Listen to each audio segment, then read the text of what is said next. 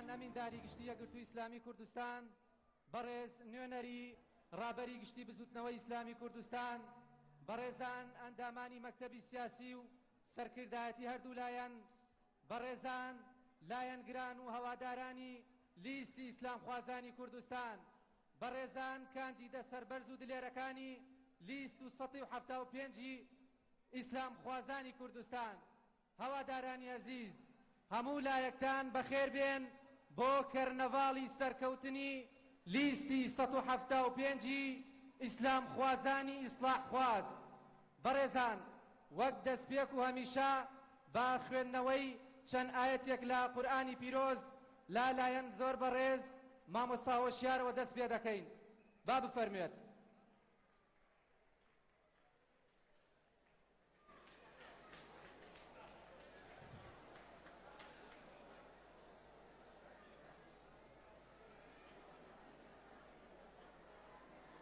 السلام.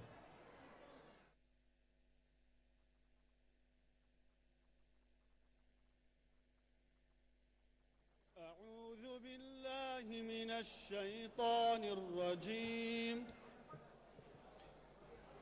يا أيها الذين آمنوا اتقوا الله حق تقاته ولا تموتن إلا وأنتم مسلمون واعتصموا بحبل الله جميعا ولا تفرقوا واذكروا نعمة الله عليكم إذ كنتم أعداء فألف بين قلوبكم فأصبحتم بنعمته إخوانا وكنتم على شفا حفرة من النار فأنقذكم منها كذلك يبين الله لكم آياته لعلكم تهتدون ولتكن منكم أمة يدعون إلى الخير ويأمرون بالمعروف وينهون عن المنكر وأولئك هم المفلحون ولا تكونوا كالذين تفرقوا واختلفوا من بعد ما جاءهم البينات وأولئك لهم عذاب عظيم يوم تبيض وجوه وتسود وجوه فأما الذين اسودت وجوههم أكفرتم بعد إيمانكم فذوقوا العذاب بما كنتم تكفرون وأما الذين ابيضت وجوههم ففي رحمة الله هم فيها خالدون تلك آيات الله نتلوها عليك بالحق وما الله يريد ظلما للعالمين ولله ما في السماوات وما في الأرض وإلى الله ترجع الأمور كنتم خير أمة أخرجت للناس تأمرون بالمعروف وتنهون عن المنكر وتؤمنون بالله ولو آمن أهل الكتاب لكان خيرا لهم منهم المؤمنون وأكثرهم الفاسقون.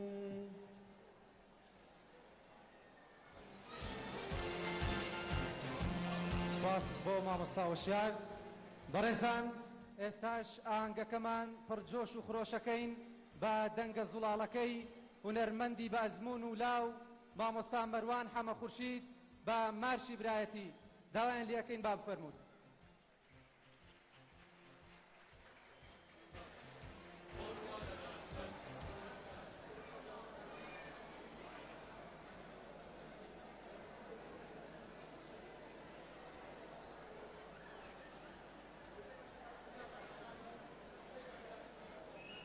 زۆر باشە ئێستاش وتەی بەخێراتن لەلایەن مەڵبەندی چواری گەرمیانی یەکگرتووی ئیسلامی کوردستانەوە بەڕێز مامۆستا بران مزەفەرەوە پێشکەش دەکرێت داواکەین لە بەڕێزیان تەشریف بفەرمونون.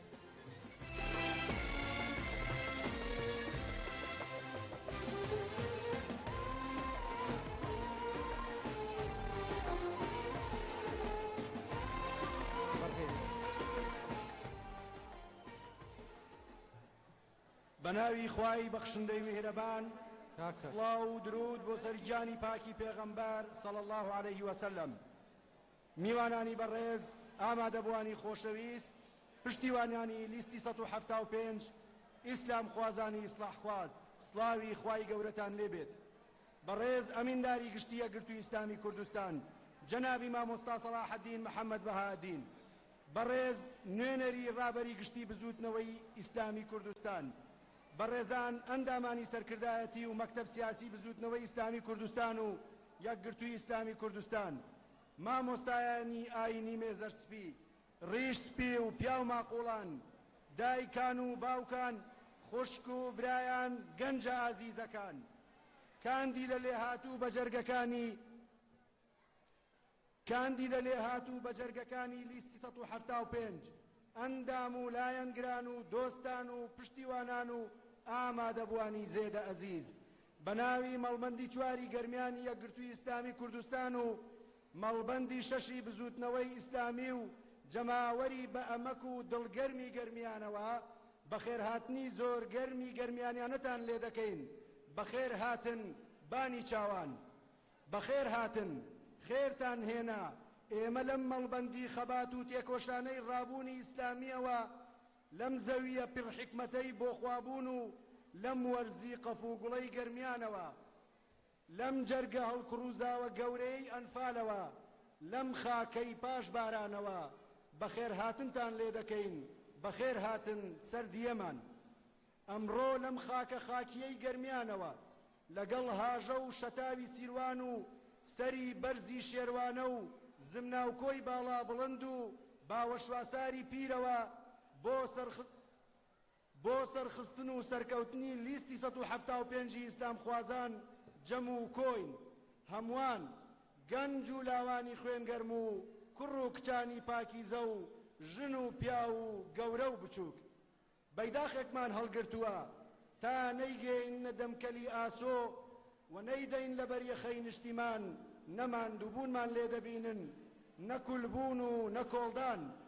دڵنیابن ئەی نەخشێنین، چونکە مەبەستمان پاک و ئایندەمان و ئامانجمان ڕوونە. ئەمڕۆ ئێمەی گەرمیانی بەڵێن نوێ دەکەینەوە، وەکو چۆن لە یەکەم لەحزەی جوڵەمانەوە گەرم و گوڕ و بە هەڵمەت بووین تا دواچرکەش هەروا دەبین. کەرنەڤاڵەکەمان کەرنەڤاڵی سەرکەوتنی لیستی 175 کۆبوونەوەکەمان بۆ گەیاندنی پەیامێکە هێندە ڕوونە بە هیچ شتێک لیخن نابێ. بۆیە جارێکی دیکە سڵاوی گەرم و پاڵپشتی گەرمیان و دڵسۆزی گەرمیانتان پێ ڕادەگەیەنین. سەد جاری تر بەخێر هاتن سەردیەمان. بە ناوی خوا و پشتبەستن بە ئیمدادی ئیلاهی و کۆڵنەدان و بەردەوامی و دڵگەرمی ئێوەی ئازیز سەردەکەوێت لیست 175 لیستی ئیسلام خوازان و ئیسلاح خواز. والسلام عليكم ورحمة الله وبركاته. بەڵێ زۆر سپاس بۆ بەڕێز مامۆستا بران مزەفەر بەرپرسی مەڵبەندی چواری گەرمیانی یەکگرتووی ئیسلامی کوردستان. بەڕێزان ئامادەبووان، خوشکان، برایان، تکایە با ئەم کەرنەڤاڵی سەرکەوتنە با جۆش و خڕۆشکەین گەرم وەکو گەرمیان. بەڕێزان ئێستاش پێکەوە گوێبیستی دەنگی زوڵاڵی هونەرمەندی بازمون مامۆستا مەروان حەمەخورشید دەبین. تکایە لێکەین با بفەرموون.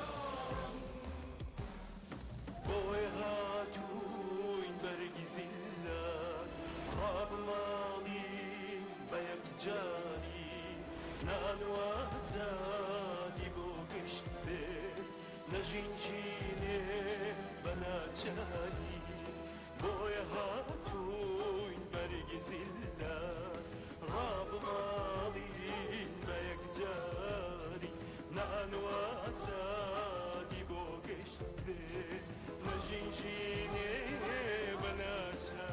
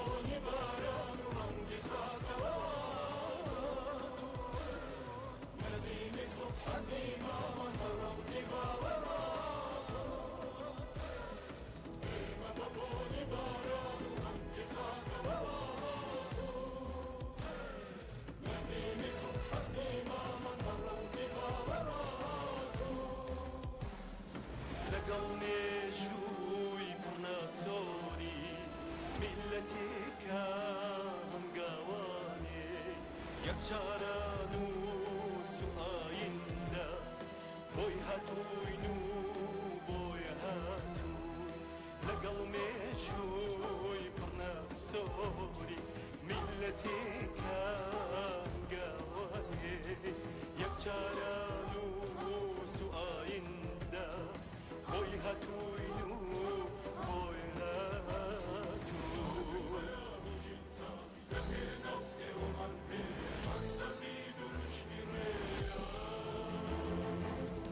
إن أريد إلا الإصلاح ما استطعت وما توفيقي إلا بالله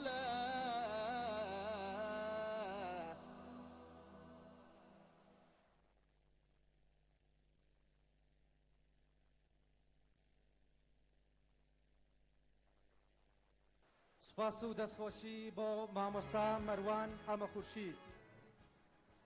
من لیستی 175 ئیسلام خوازانی کوردستانم، کاروانێکی پڕ لە ئومێد و سەروەریم بەڕێوەیە، ڕەنگم لە ڕەنگی خاکەچێ و بۆنم لە بۆنی نیشتیمان، پەیامەکەشم ڕەونەقی نووری پێوەیە، دەنگم لەگەڵ دەنگی هەژارانە هاو ئاوازە و رازم لەگەڵ رازی نەداران یەک رازە و قسەم هەمان قسەی ناخی ئێوەیە، لەگەڵ ڕاستی و چاکە و پاکە بوومە هاوڕێ، هەنگاوم لە نەسیمەکە و لەگەڵ هەتاو هاوشێوەیە، لەگەڵ منارەی مزگەوت و گوند و شارم دەست لە ملانم، سیمام لەگەڵ سیمای کوردستان و قەڵای شێروانەمدا یەک نیگار و یەک شێوەیە.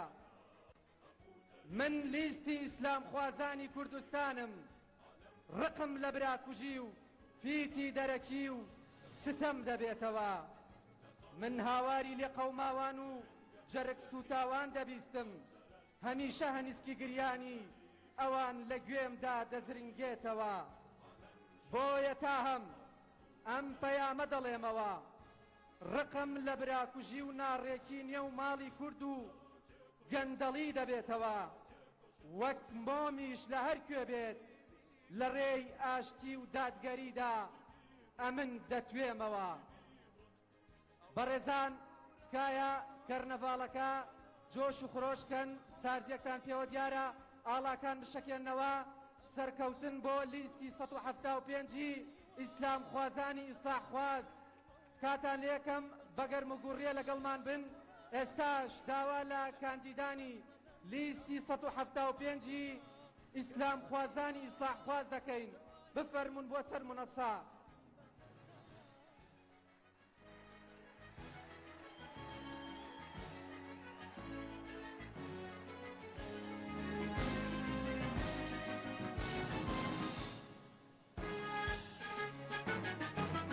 گەردەتانەوێت کەسانی سەرڕاست و بوێر لە بەغداد داکۆکیتان لێ بکات، دەنگ بدەن بە لیستی 175 بۆ پاراستنی بەهاباڵاکان و پارێزگاری لە ڕەوشتی ڕەسەنی کۆمەڵگا، دەنگ بدەن بە لیستی 175. گەردەتانەوێت پارێزەرتان هەبێت بۆ داکۆکی لە موچە و قوتی هاوڵاتیان، دەنگ بدەن بە لیستی 175. گەردەتانەوێت خیانەت لە میلەت و مافەکانی بنبڕ بکەیت، ئەوە تەنها بە لیستی 175 دەکرێت، بۆیە تکایە دەنگی پێبدا. شەپڵەکانتان بۆ مامۆستای حەکیم، مامۆستای بەرز، مامۆستای بازمون، مامۆستای خاوەن کەسایەتی گەورە و بەهێز لە هەرێمی کوردستان و ناوچەکە و تەواوی جیهان، بەڕێز مامۆستا سەلاحەدین محەممەد بەهادین، ئەمینداری گشتی یەکگرتووی ئیسلامی کوردستان.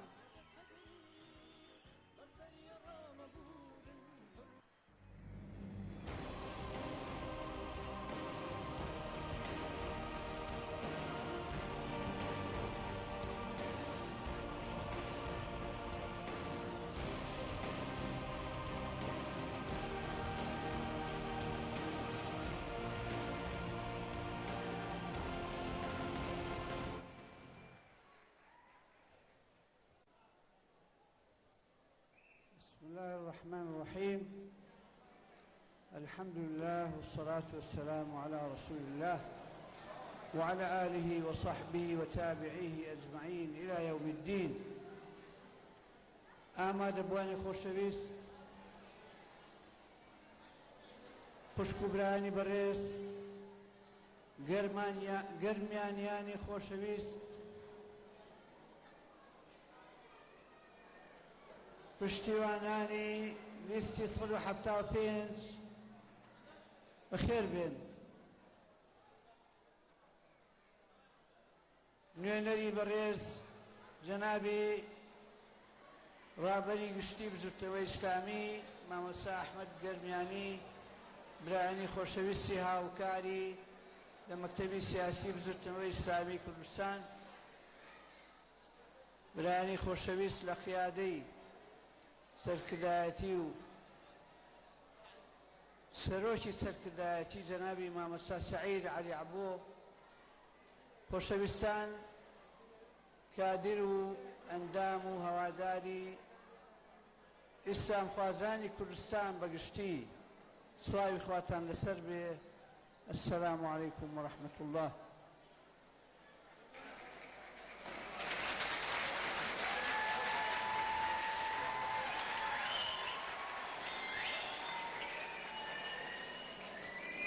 بەڕێزان، لێرەوە لە گەرمیانی گوڕ و تین و گەرمی ئیمان و گەرمی مەبادیئی بەهای ئینسانی و گەرمی خواناسی و ئاینداری، لێرەوە لە گەرمیانەوە سڵاو ئەنێرین بۆ هەموو خۆشەویستانمان، هەموو ئیسلاح خوازانی کوردستان، هەموو ئیسلام خوازانی کوردستان لە سەراسەری کوردستان.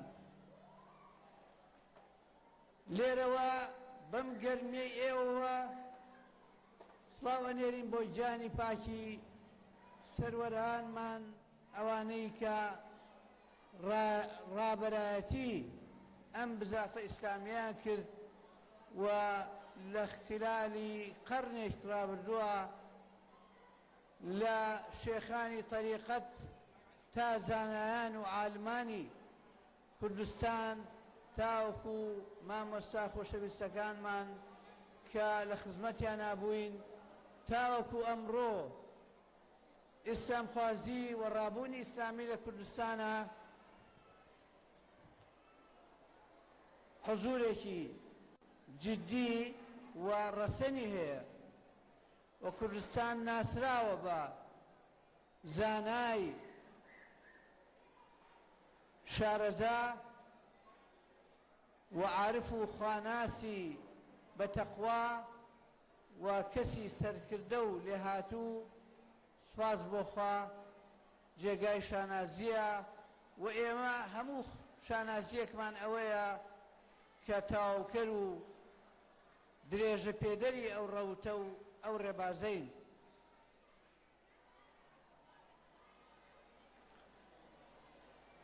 دەڤەری گەرمیان جێگای ڕێز و پێگەیەکی تایبەتی هەیە لە دڵی هەموو کورد و کوردستانیانە. لێرەوە پەلاماری دڕندانەی جینۆساید کە ناویشیان لێنا زورن و بوهتانن بە ئەنفال لێرەوە دەستی پێکرد و لێرەوە ئەم میلەتە قڕ کرا. ئەوانەی کە ئەو تاوانەیان بەجێهێنا ڕۆشتن، گەیشتنە جێ، گەیشتنە حزوری دادگای خوایی و ئێستا لە بەردەمی لێپێچینەوە و سزای خواییان ڕۆشتن بەسەر شۆڕی. بەڵام گەلی ئێمە، بەڵام گەرمیانیەکان، بەڵام ئەم دەڤەرە هەرما و ئەژمێنێ.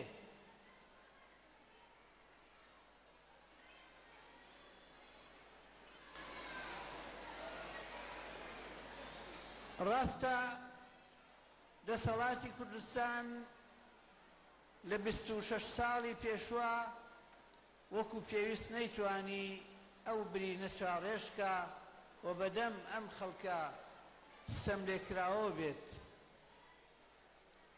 بەڵام خۆتان گەرمیانیەکان پاشماوە و خانەوادەی ئەنفال خۆتان توانیتان وجودی خۆتان ئیسپات بکەن و فەرز بکەن بەسەر دەسەڵاتە، بەسەر هێزە سیاسیەکانە، بەسەر دەسەڵات لە بەغا. ئەمڕۆ ناسبەی ئەبێ ئەو مافە زەوت کراوە و تۆڵەی ئەو ستەمە بسەنرێ.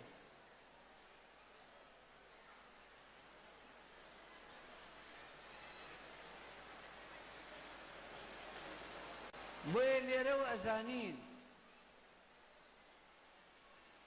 کە دەست نیشانکردن و بە ئەنجام گەیاندنی پرۆسەیەکی وەکو هەڵبژاردننی نوێنەر مەسەلەیەکی ئەساسی و گرنگە.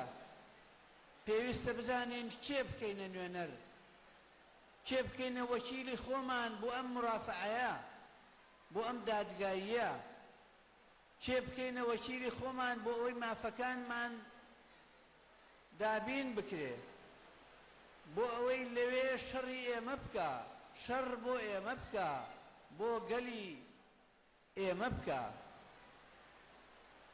لە ساڵانی ڕابردووە، لە چەند خولی ڕابردووە معلوم بووە ئەگەر خۆمان نەخەڵەتێنین ئەزانین کە ئەوانەی ئەچنە بەغا و چوونە بەغا چیان کرد و هەموو خەمیان چی بوو و بە دەوری چیە ئەسوورانەوە. چەندە ناسۆری ئەنفالیان لەبیر بوو، چەندە سەمکاریەکانی هەڵەبجیان لەبیر بوو، چیان کرد بۆ ئێرە.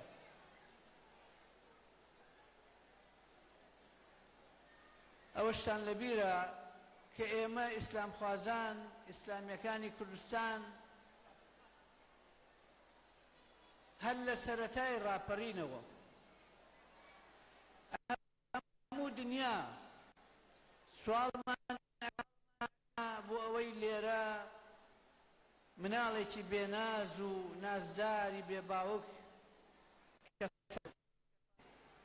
بۆ ئەوەی لە گوندی کاولکراوی ئەم کوردستانە مزگەوت بکرێتەوە، خەستەخانە ببێ، جوڵەیە بکەوێتە ناو خەڵک، هەژاری کەم بکرێتەوە. ئەو کاتە هێزە سیاسیەکانی دەسەڵاتدار پێیان ناخۆش بوو، بە شێوازی جۆراوجۆر محاولەیان کرد کە ڕێگە بگرن لەو کۆمەک پەیاکردن و لەو سواڵەی کە بۆمان ئەکردن، تا کەوتە سەرکڵاوی خۆیان. ئێستا هەموو گەلیان خستە سوال، هەموو گەلی ئێمە ئێستا لە سواڵێکی ئاشکرایە برسی کراوە. ئەوە دەورانی دیە بەداخەوە.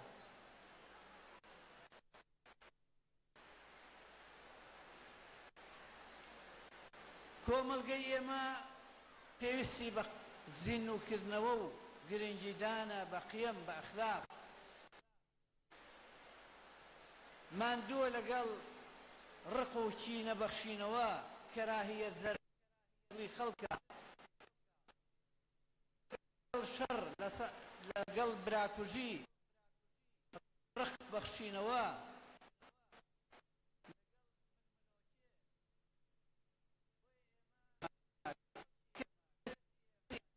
کانی ئێمە ئەچن لێرە و لەوێ ئاشتەوایی پێکەوە ژیان پەرە پێ بدەن.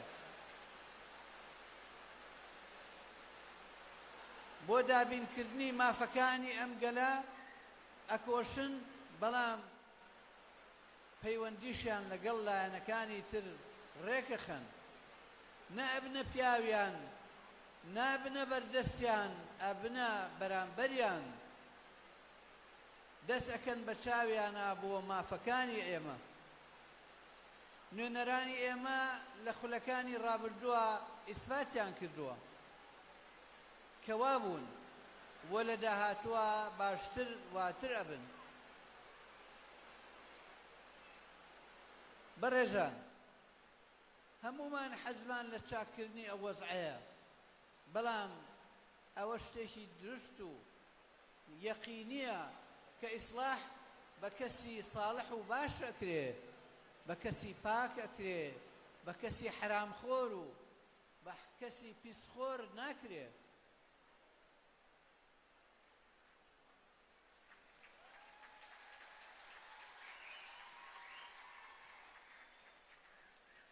کەسێ خۆی شەریکە دز بێ، چۆن ئەتوانێت ڕێگر بێ لە دزی.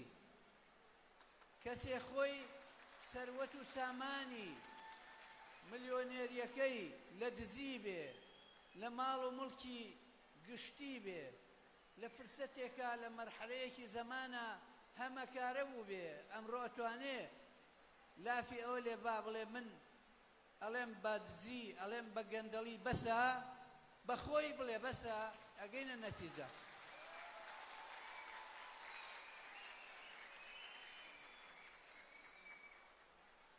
دەسەڵاتی کوردستان گەندەڵی تێیداوە، گەنەخۆری، پیسخۆری، حرامخۆری، ستەمکردن، نائەدالەتی.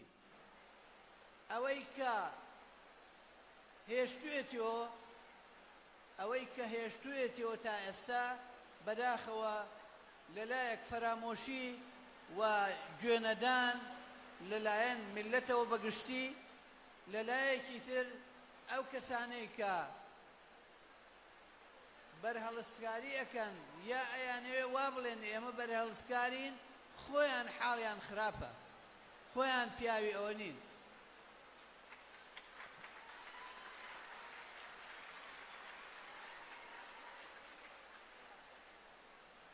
ئیسلام خوازانی کوردستان، ئیسلامیەکانی کوردستان ئەگەر چی فرسەتیان نەدراوە و هەمیشە لاخراون و تەهمیش کراون، بەڵام لە هەر شوێنێک، لە هەر پێگەیەک، لە هەر دائیرەیەک بوونیان بوو بێ، بەخەدەر ئەوە ساغی و پاکیان بووە، بەخەدەر ئەوە خزمەتیان بووە. هەر بۆیە زۆر جار کارمەندێکی باش لێ هاتوو بەڵام ئیسلامی بوو بێ، لەو دائیرەیە دەرکراوە، نەکو ناپاکی و نادروستی خەڵکەکەی تر دەربخە نەکو خەڵک پێیان بزانێ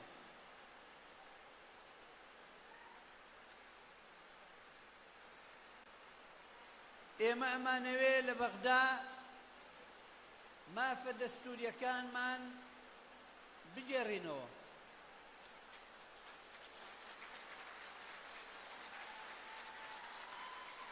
ئەمانەوێ نوێنەرەکانمان وەکیلمان بن لەو مرافعەیە لەو دادگاییە وەکیلمان بن وەکو چۆن پارێزەرێک وەکیلە وەکیلمان بن بۆ خۆیان نەچن بۆ ئێمە بچن بۆ میلەت بچن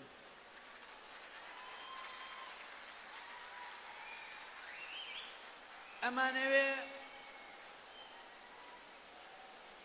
هاوڵاتیەک لە بەسرا لە عەمارە لە بەغا مەعاشی چۆنە ژیانی چۆنە هاوڵاتیەک لە هەڵەبجە و لە سلێمانی و لە دهۆکیش وابێ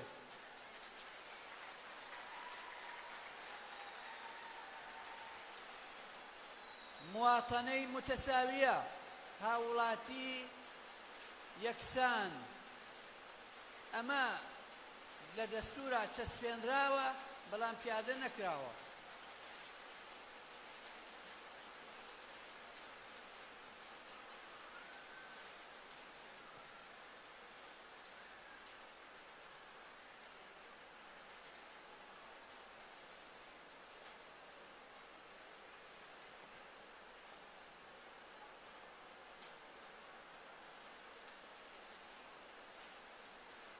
ئەمانەوێ کاندیدەکانمان کاندیدەکانی لیستی 175 دڵنیاین بەڵام بیریان نەخێنەوە کە چوونە بەغدا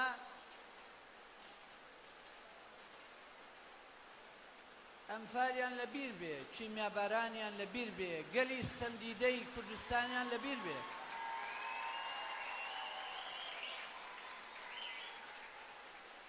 ئەم لیستە کە لیستی دەستپاکەکانە لیستی دڵسۆزەکانە لیستی کەسە شارەزا و پسپۆڕەکانە ئومێدمان وایە کە زۆرترین دەنگی پێ بدرێ تاوەکو بتوانن زۆرترین دیفاع بکەن زۆرترین بەرگری بکەن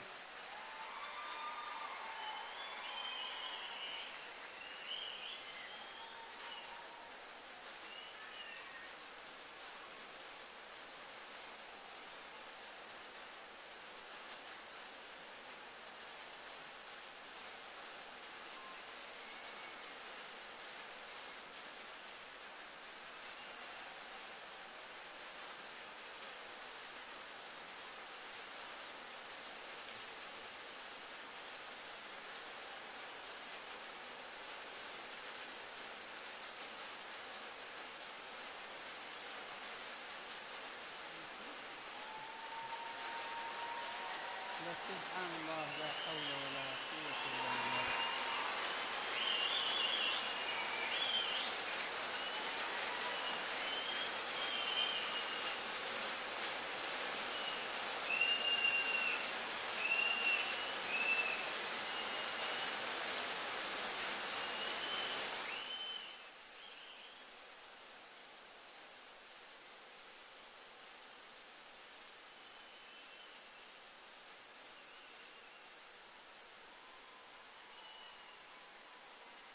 بەڕێزان ئەمانەوێ ئێوەی خۆشەویست و خەڵکی کوردستان بەگشتی 12/5 کاتە ڕۆژی تۆڵەسەندنەوە لە گەنەخۆر و گەندەڵەکان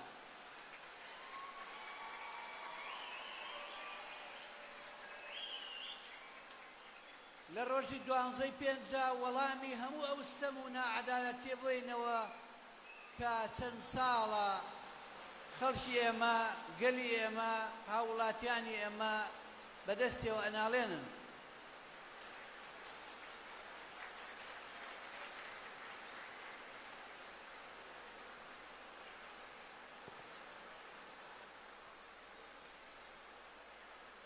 ئەمانەوێت لە 12/5 بە پرۆسەیەکی دیموکراسی مەدەنی سلمی قسەی خۆمان بکەین ملەتی ئێمە گەلی ئێمە قسەی خۆی بکە دروشم و شیعارات و بڕوخێ و جنێ و فرۆشی بکەین کە ئەوە ڕەوشی ئێمە نییە و ئەخوازین کەسیش ئەو دەردە نەگرێ و بە جنێ و چاواشەکاری هیچ سەوز نابێ و ناگەینە هیچ ئەنجامێک.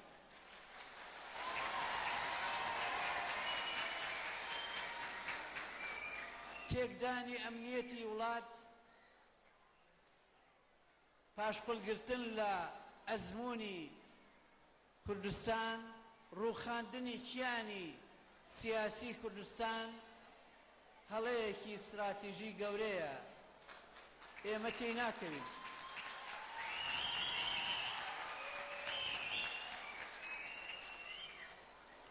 بۆیە ئەمانەوێ بە ڕێگەیەکی دستوری بە ڕێگەیەکی یاسایی بە ڕێگەیەکی ئاشتیانە ئاڵ و گۆڕ دروست بێ و پێگەی ستەمکار یا گەندەڵکار بێتە خوارد.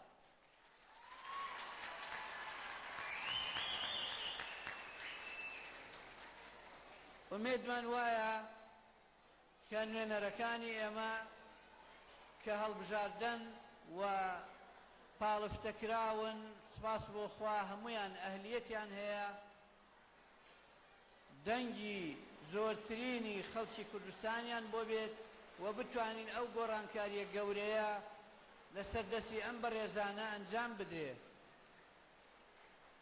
جارێکی تر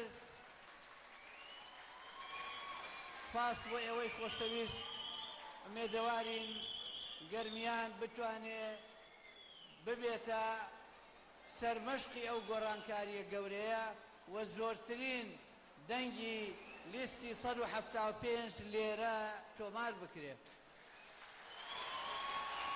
سلام علیکم. سپاس بۆ بەڕێز مامۆستای حەکیم مامۆستای دانا و ژیر. سپاس بۆ پەیفە جوانەکانی بەڕێزان. لەگەڵ بارانی مهری خودا و بارینی بەخوڕی باران تکاکەم با کەرنەڤاڵەکەمان زیاتر جۆش و خۆشایی بێ. تکایە چەپڵەکانتان.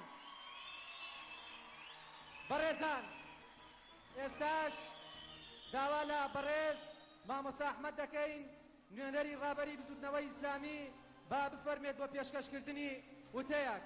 چەپڵەکانتان.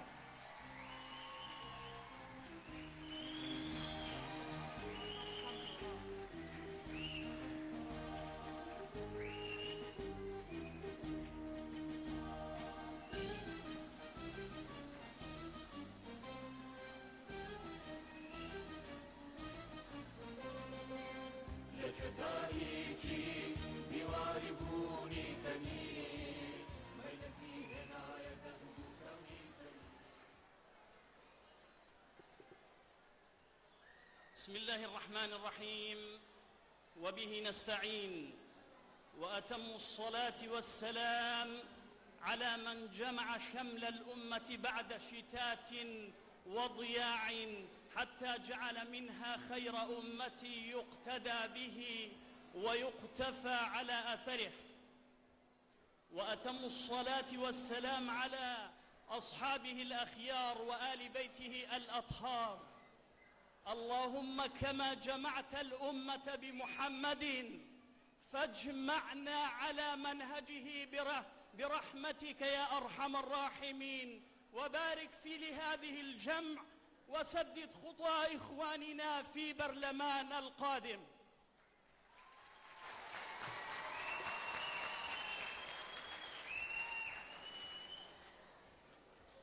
بەڕێز ئەمینداری گشتی مامۆستا سەلاح الدین بەها الدین مامۆستایانی قەدرگران برایانی بەڕێز خوشکانی بەڕێز ئەنجومەنی مەکتەبی سیاسی و سەرکردایەتی و تێکڕای کادیرانی برایانمان لە یەکگرتووی ئیسلامی و بزوتنەوەی ئیسلامی سەربەرزی شەهیدان بنەماڵەی سەربەرزی شەهیدان تێکڕای لیستی ئیسلام خوازان. السلام عليكم ورحمة الله وبركاته.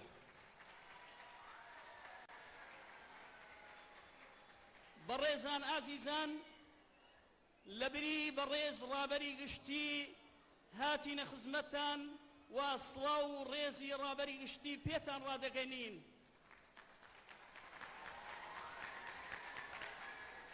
ئازیزان خۆشەویستان، لە کاتێکدا بارگرژیەکی چەق بەستوو ڕوو لە عێراق و هەرێمی کوردستانی کردووە لە تێکچوونی ڕەوشی سیاسی و کۆمەڵایەتی و دادپەروەری.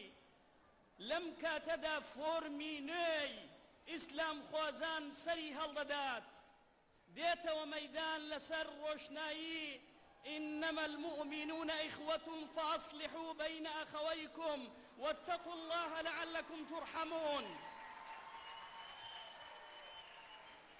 ئەم لیستەکە خۆی لە لیستی ژمارە 175 ئیسلام خوازان خۆی دەبینێ. ئازیزان خۆشەویستان، ئیندەلە ئەگەر ئەمە دەلالەتی هەبێ دەلالەتە لەسەر ئەوەیش ئەمەش بەرهەمی نیەتپاکی دەردەخات لەسەر بنەمای ئایەتی ئین یوریدا ئیصلاحا یوفق الله بەینەهما. لێرەدا جێگای خۆیەتی سپاس و پێزانینی خۆمان ئاڕاستەی تێکڕای ئیسلامی خۆزان بکەین، هەروەها ڕێکخراوەکانی کۆمەڵگەی مەدەنی و مامۆسایانی ئاینی و سەرکردایەتی و ئەنجومەنی مەکتەبی سیاسی هەردوو حزب و بەڕێز و سووربوونی بەڕێز ئەمینداری گشتی مامۆسا سەلاح الدین بەهاءالدین و بەڕێز شێخ عیرفان عەبدولعەزیز کە چیتر برایەتی و کاری هاوبەشی ئیسلامی لەمە زیاتر نابێت.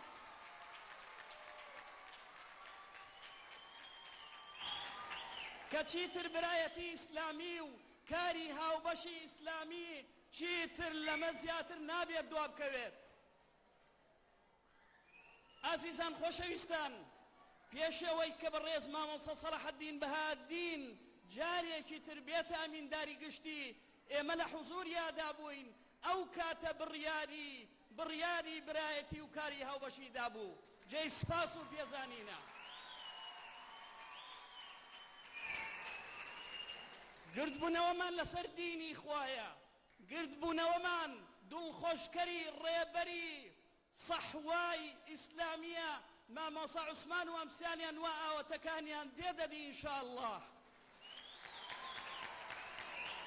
کە دەیفەرموو دەخیل کوڕگە الوەحدەتی سەف بپارێزن.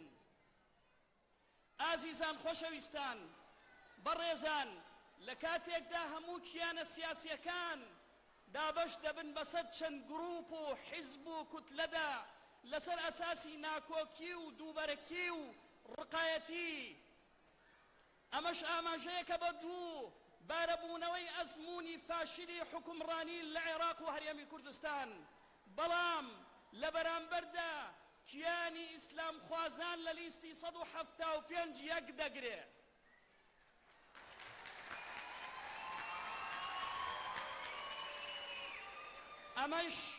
ئەمەش فاکتەرێکی بەهێزی سەرکەوتنی لیستی 175 ئیسلام خوازانە. بەڕێزان، لێرەدا دەبێت بە هەموو لایەکمانەوە ئەکتیڤی ببورن. لێرەدا دەبێت بە هەموو لایەکمانە ئەکتیڤی پرۆژەی هاوبەشی لیستی ئیسلام خوازان و ئیسلاح خوازان بکەین و بەرەو پێشی بەرین بە ئیزنی خوای پەروەردگار.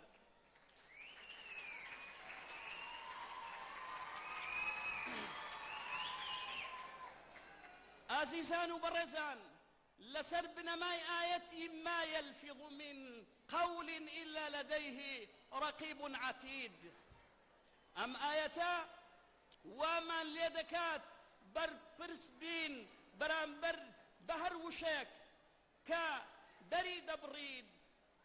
هەر بۆیە بانگەشەی هەڵبژاردن وامان لێ ناکات تووشی مەغرووریەتی قسە و وعد و بەڵێن و فرۆشتنی میثالیات بین، بەڵکو قسە و بەڵێنەکانمان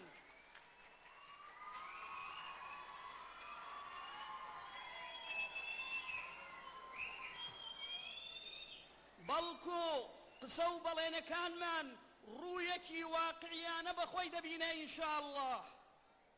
بەمانایەکی تر لیستی 175 لیستی کەم قسە دەبێت و زۆر کردار لەسەر ڕۆشنایی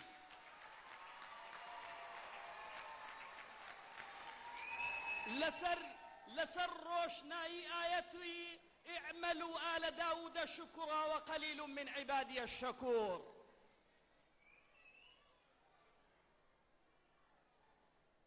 ئازیزان و خۆشەویستان، بەلای ئێمەی موسڵمانانەوە هیچ کات قودسیەت نابەخشین بە حیزب و حیزبایەتی، بەڵام حیزبایەتی تەنانەت وەسیلەیەکە بۆ گەیشتن بە ئامانجەکانمان.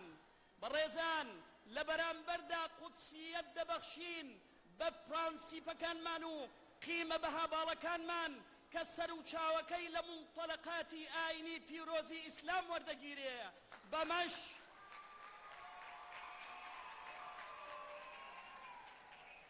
بەمەش لیستی 175 ئیسلام خۆزان تێدەپەڕێ، دەبێتە لیستی هەموو کۆمەڵانی خەڵکی کوردستان.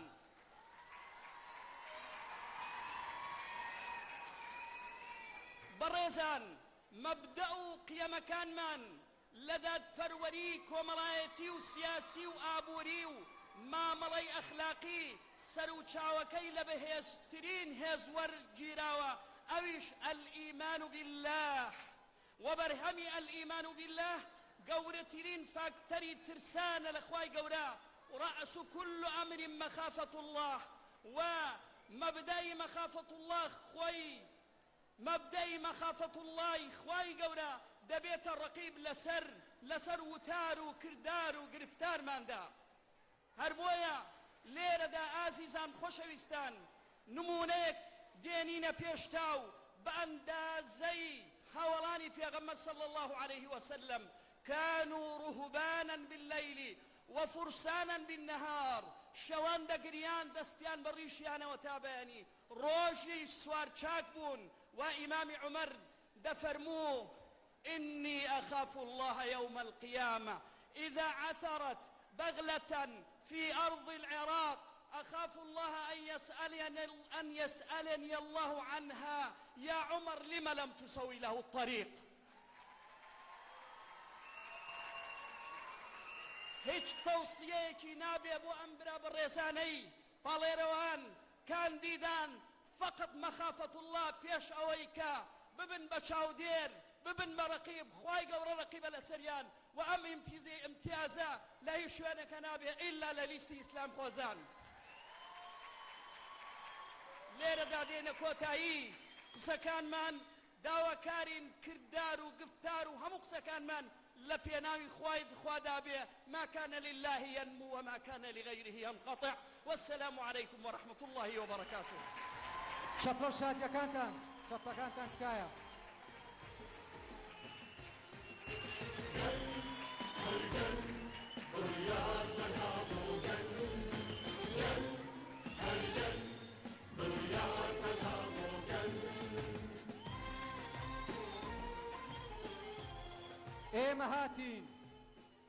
ئێمە هاتوین و جارێکی تر دەمانەوێت هەزاران منارەی ڕووخاو بخەینەوە کۆشی ئاسمان.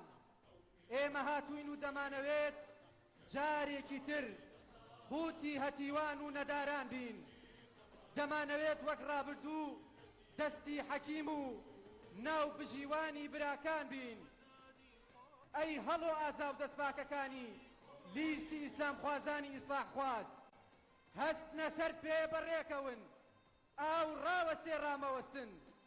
ئێوە سەربەرز و ڕووسورن، هیچتان نییە لێی بترسن. بەخوای کەعبە حەق بە ئێوەیە، وەک گوڵ پاکن و جەسوورن. بڕۆن بۆ ئەم ئاهەنگە گەورەی وڵات، بە دەنگی بەرز هەمووان ببەن لەگەڵ خۆتان، دەرگا بە دەرگا، ماڵ بە ماڵ، جادە بە جادە، دێ بە دێ، بۆ ئەم ئاهەنگی ئیسلام خوازانە دەخیل وریابن و فرسەتە و هیچ کەسێکتان لەبیر نەچێ. دڵنیابن بە چاوی ئێوە ئەبین، دەنگمان هەر دەنگی خۆتانە لە ئازارتان ئازارە خۆی خەم ناکین بە خەمباریتان پڕین بە شەوق بە شادیتان ئێوە نەبن ئێمە نابین ئێمە بە ئێوە بە جوانین لە هەر کوێ بن ئێمە لەوێین لە دواییشدا وەک هەمیشە دەنگی زیندوی ویژدانتانین نەوای نەرمی ژیانتانین دەرمانی دەرد و ژانتانین هاودین و هاوکار و لیستی ئیسلاح و ئیسلام خوازانتانین بەڕێزان حەسەکەن کێ قسەتان بۆ بکە ئەو ڕازگۆیە دلێرە ئازایە وریایە لە ڕاستیەکانە وەکو شێر وایە ئەویش دکتۆر مسەنایە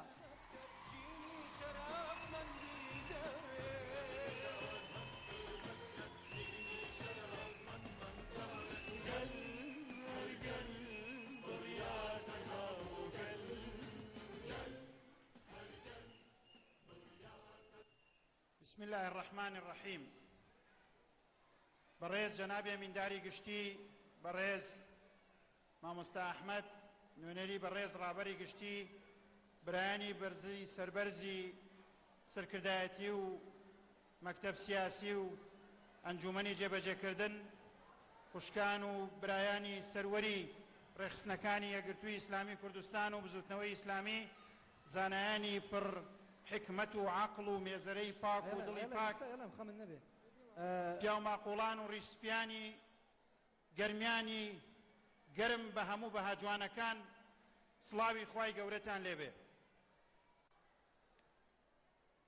گەرمی گەرمیان بۆ پێشوازی بۆ خەڵک بۆ شۆڕش دژی زوڵم و ستەم نمونەیە ناو ناوەڕۆک وەکو یەکە ئەمڕۆ ئەم پۆلە شێر و دلێرە لە خوشک و برایانی ئێوە هاتوون بۆ ئەوەی متمانەی هەموو خەڵکی گەرمیان بەدەست بێنن نەک تەنها ئەوەی کە لێرن ئێوە بینیتان لە ڕابردوو کێ ڕازگۆ بوو لەگەڵ ئازاری ئێوە کێ توانی بسڕێ فرمێسکی ئێوە ئێوە بینیتان کێ توانی داوێنی پاک بێ و گیرفانی پاک بێ و بیری پاک بێ و ئامراز و ئامانجەکانی پاک بن ئێوە بینیتان کێ کوچە و کۆڵانەکانی لادێ و مزگەوت و خەستەخانە و مەکتەبەکانی ئەم وڵاتەی ئێوەی ئاوەدان کردەوە کێ بوو نازی قوربانیانی ئەنفالی هەڵگرت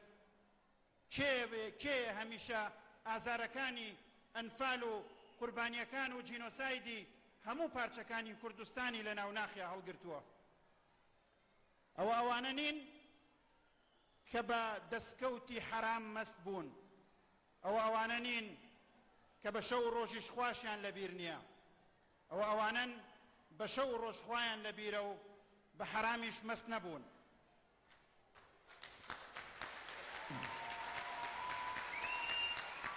لە گەرمیانی مەڵبەندی قوربانیدان و ئەنفال سڵاوێک بۆ ڕۆحی هەموو ئەو شەهیدانەی کە بوونە سەروەری بۆ خۆیان و بۆ خەڵکیان و بۆ کوردستان سڵاوێکیش بۆ هەموو ئەو قوربانیانەی کە لە دوای ئەوان بەجێماون چاویان بڕیوەتە دادگەری و عەدالەت چاویان بڕیوەتە لیستی 175 بۆ ئەوەی بتوانێت جارێکی تر شکۆ و سەربەرزی بۆ نەتەوەکەی ئەوان بگێڕێتەوە ئەو نەتەوەی ئەوان زۆر بە سەختی قوربانیان بۆدا و ئێستا ڕازی نابن کۆمەڵێک خەڵکی لەرزۆک کۆمەڵێک خەڵکی دۆڕاو کۆمەڵێک خەڵکی ناپاک کۆمەڵێک خەڵکی گەندەڵی کۆن و گەندەڵی نوێ جارێکی تر بە خۆمی کیاچکردن خۆیان گران بفرۆشنەوە و ببنە نوێنەری خەڵک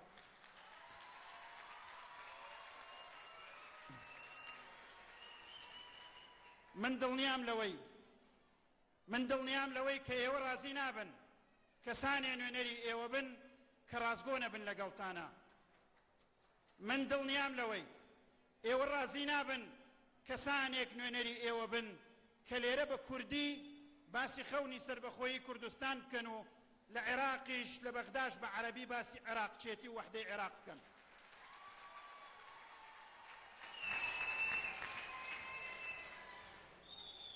ئێوە ڕازی نابن کەسانێ نوێنەرتان بێ کاتێکە بە ئێمە ئەڵێن سوێنەکانتان لە بەغدا حرامە چونکە باوەڕتان بەسەر بەخۆی کوردستان هەیە. من لە ئێوەی بە ویژدان و لە جەماوەری ئەم وڵاتە بە شەرەفا پرسم چ سیاسیەکی کوردستانی هەیە ئەگەر ڕەسەن بێ و لە نەتەوەکەی خۆی هەڵنەگەڕابێتەوە و نەفرەتی لە ڕابردووی خۆی و لە بەهاکانی نەکردبێ چه سیاسیەک هەیە باوەڕی بەسەر بەخۆی کوردستان نەبێت؟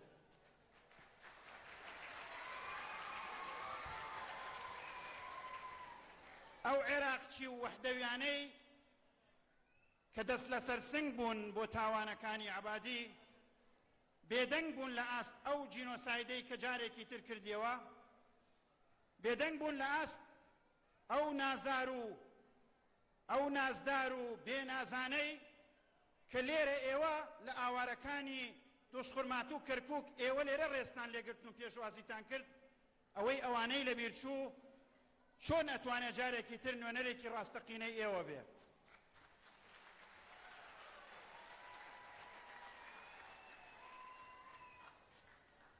ئەوەی ئاڵای کوردستانەکەی کەرکووکی لە بیرچوو چۆن ئەتوانێت جارێکی تر نوێنەرێکی ڕاستەقینەی ئێوە بێ؟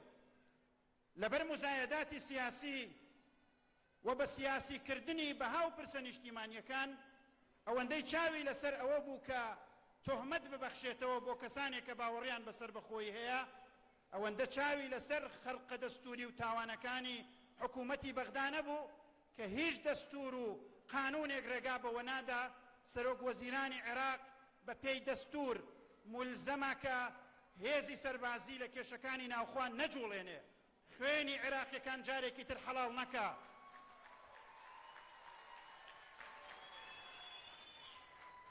سەرۆک وەزیرانی عێراق بۆی نییە جێش بجوڵێنە دژی حەشتی شعبی، ئەی چۆن بۆی هەیە حەشت و جێش بجوڵێنە دژی پێشمەرگە؟ ئەوانە توانن نوێنەری ڕاستەقینەی ئێوە بن کە بەم زمانە ڕازگۆیانە بە کوردی و بە عەرەبی لە کوردستانیش و لە بەغداش تەنها ئەمە ئەزانن ئەوەی کرا بەرامبەر بە کوردستان تاوان بوو و شۆڤینیەکانی عەرەبی جاران لەگەڵ تائیفەچیەکان هیچ جیاوازیەکیان نییە ئەگەر بێت و هەمان تاوان و جینۆساید و هێرش بۆ ئێمە بێنن.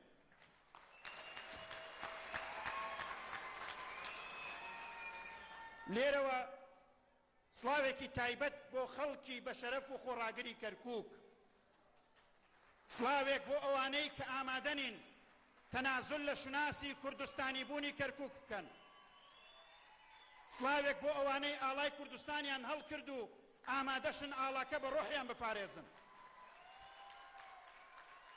بە کوێرایی چاوی هەرچی تائیفی و شۆڤێنی هەیە پێویستە جارێکی تر شناسی کوردستانی بوون بەڕێوەبردنی کوردستانی بۆ کەرکووک سەروەری و ماف و شکۆ و ئاسایشی خەڵکی کەرکووک ئەبێ جارێکی تر بگەڕێتەوە. تەنها ئەوەش ئەتوانێ دەسڕێکی جوان بێ بۆ سڕینی ئازارەکانی خەڵکی ئەنفالکراوی ئەم ناوچەیە کە هەمیشە چاوی لەسەر ئەوەیە جارێکی تر بەسەر بەرزیشکۆی کوردستان مافی شەهیدەکانی بگێڕێتەوە، نەک بە چنگێک پارە یا هەر ئیمتیازێکی تر کە دەستی کەوێ. قەرەبووکردنەوەی حەقیقی خەڵکی ئێمە، مافی حەقیقی نەگۆڕی خەڵکی ئێمە وەک هەموو نەتەوەکانی دنیا تەنها بریتیە لە دەوڵەتێکی سربەخۆ و ڕۆژێ لە ڕۆژانیش ئەبێ کورد ئاشتیانە و دیموکراسیانە و بەهێزی دەنگ و هەڵوێستی خۆی بەو خەونەی خۆی بگا.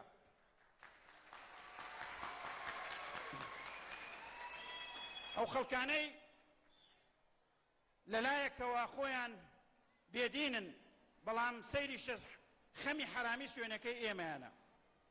ئێمە بەوانە ئەڵێین دوو نەخوێنەواریتان پێکەوە تێکەڵ کردووە، نەخوێنەواریەک بە دین، نەخوێنەواریەکیش بە سیاست.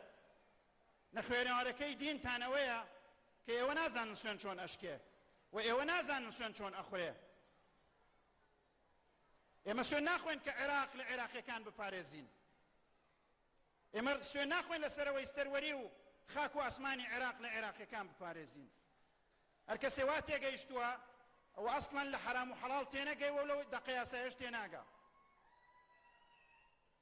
جەهلیشە بە سیاسەت و دیموکراسیەت هەموو ئەو نەتەوە بندەستانەی لە هەر وڵاتێکە هەن بە نمونە ئەوانەی کە چاویان بڕیوەتە سەر بەخۆیی لە کەتەلۆنیا یا لە باسک لە ئیسپانیا یا لە ئوسکۆتلەندا لە بەریتانیا یا لە کیوبک لە کەنەدا هیچ کەسێکی شۆڤێنی داوای ئەویان لێ ناکە ئەبێ واز لە باوەڕبوون بەسەر بەخۆی نەتەوەکەی خۆیان بێنن. نازانم ئەمانە پشت بەستوو بە چی عەقڵ و سەقافەت و هەستێکی نیشتیمانی داواکەن لە ئێمە واز لەوە بێن.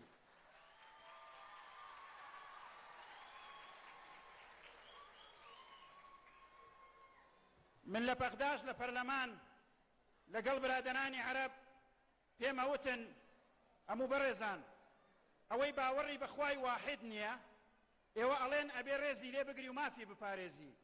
ئەی ئەوەی باوەڕی بە عێراقی واحد نییە ئەبێ سەرکوتی کەی بۆ عێراقی واحد مهمە یان خوای واحد.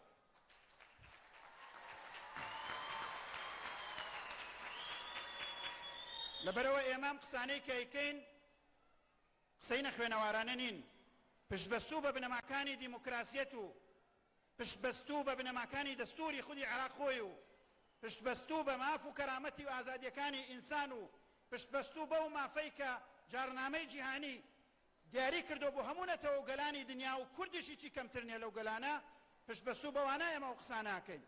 ئەوەش خەونی لە مێژینەی گەلی ئێمەیە بە غەیری جێبەجێبوونی ئێمە ڕازی نابین، بەڵام ڕێگاش نادەین کە هیچ کەسێک خەونەکانی ئێمە بکا بە هۆکاری تێکدان و تێک هەڵپرژانی خەڵک و ڕژانی جارێکی تر خوێنی نەتەوە گەلانی عێراق.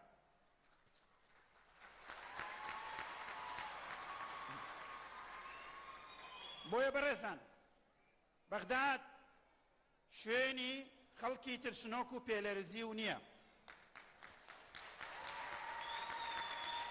بەغداد شوێنی ئەو کەسانەش نییە ئەوەندە گەندەڵیان کرد لە کوردستان و سیمای ئەم وڵاتەی ئێمەیان ناشرین کرد و ئەوەندە خەڵک و بێنازەکانی وڵاتی ئێمەیان برسی کرد و ئەوەنە ڕیسواییان ئەنجامدا هەتاوەکو مخیلەتی ئێمە هاوار و هوتاف کێشێ بۆ سەرکردەکانی عێراق. ئەو خەڵکانە بە دەنگی دلێرتان ئەی هەموو ئەو کوردستانیانەی کە لەم مایکەوە گوێتان لە منە نەکە تەنها ئەوەی لێرن، ئەی خەڵکی کوردستانی بە شەرەف، ڕۆژی 12/5 ڕۆژی تۆڵەسەندنەوەیە لەو گەندەڵکارانەی کە سەری میلەتی ئێمەیان کس کرد، پشتی میلەتی ئێمەیان چۆڵ کرد، میلەتی ئێمەیان برسی کرد، دیموکراسیەت و سیمای کوردستانیان شێوە.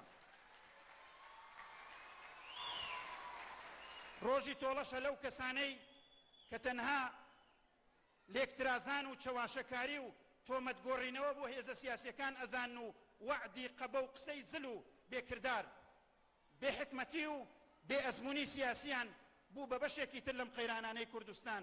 ئەمڕۆ ڕۆژی وەفایە بۆ ئەو خەڵکە دەست و دڵ پاک و بیر پاک و ڕابرد و پاکە کە بتوانێت پشت بەستوو وەک مامۆستا فەرمووی بە چاودێری خوا ئاگای و چاوی لە مافەکانی ئێوە و کەرامەتی ئێوە بێ.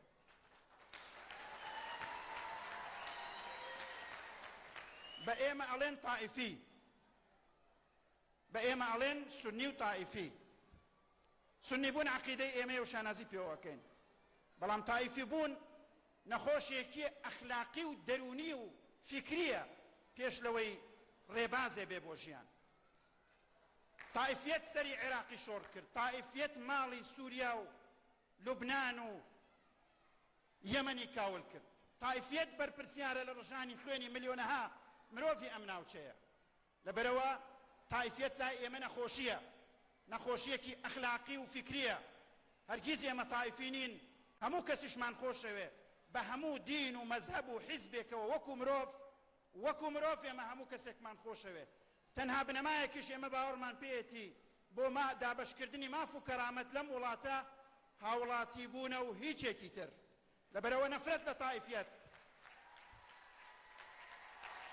ئێمە پێمان وایە ئەو دەستە بژێرە تائیفیەی کە لە عێراقا حکومڕانە بە تائیفیەت قوڕی کرد بەسەر شیعەی عێراقا.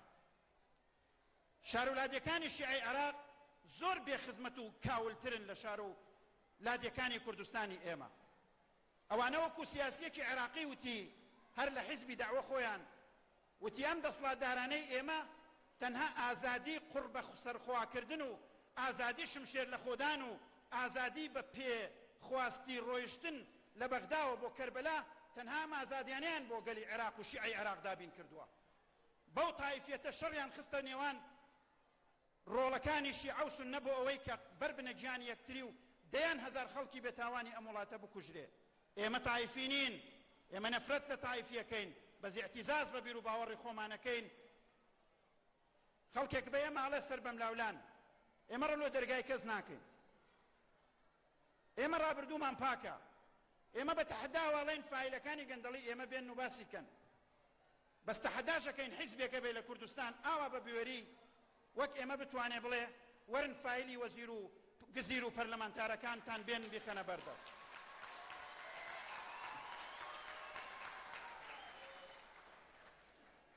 ئێمە بە ئەخلاقەوە سیاسە دەکەین، بە فکر و بیرێکی میانەڕە و سیاسە دەکەین، میانەڕەوێکی جوان، میانەڕەوێتێکی جوان وەکو ئاو لە هەر شوێنێ بێ ئاوەدانی دروستەکە، بەڵام بەهێزی بەردەوامبوون و خۆڕاگریش وەکو هەر ئەو ئاوە بەردکوونەکە. دەستان خۆش بێ ئەم خوشک و برایانە و ئەم سەرکردە بە ڕێزانە هاتوون داوای دەنگ لە ئێواکەن. 12/5 لیستەکەی ئێمە گوڵ باران بکەن و دەنگ باران بکەن. دەستان خۆش بێ.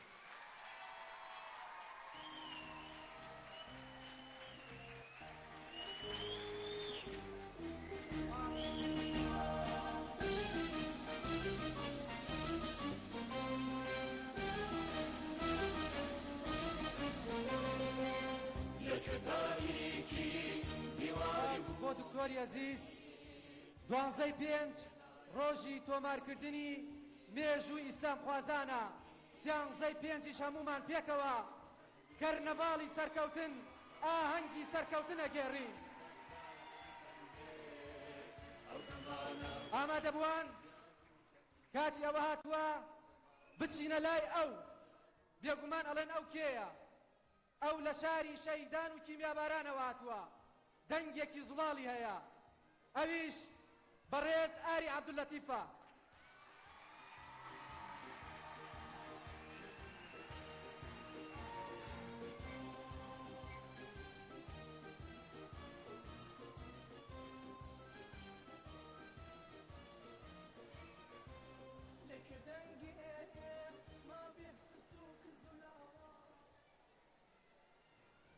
بەناوی خوای بەخشندەی میهرەبان لە هەڵەبجەی مەدینەوە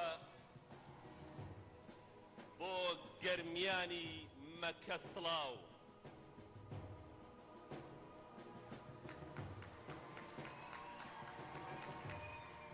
ئاهاتی قاوەیی ئاڵ و هۆژەی ڕوونی سپی بەرماڵ لە خاکەوە بە باسکی سپی ناخەوە، گۆل گۆل شەدڵی نوێم لێداوە، نەمامی یاسری خوێنین شەبکە عەتری گوڵی ئەوین بە باخەوە، بە دوو باڵی وەک لووتکە و تیری شاخەوە، بە جامانە و پوزەوانە و سیواکەوە، بە قورئانێکی چکۆلەی ماکۆکەوە پێ بە پێ ئاسۆم هێناوە، هەموو ئایندەی ئازادیم لە کۆڵ ناوە.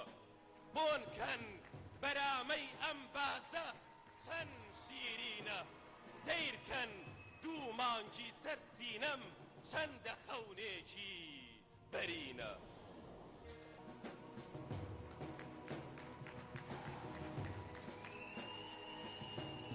لە مولولەی دەماری ئەو پریسەوە، لە گەردەنەی ئەو حەمرینە بەتاسەوە، دوو ڕووباروشەی قاوەیی و سپی سادەم، هەرچی کتێبی بوو لێڵ و سپێدەیە، من هێنا و من باوەش بە باوەش دەم بەدەم.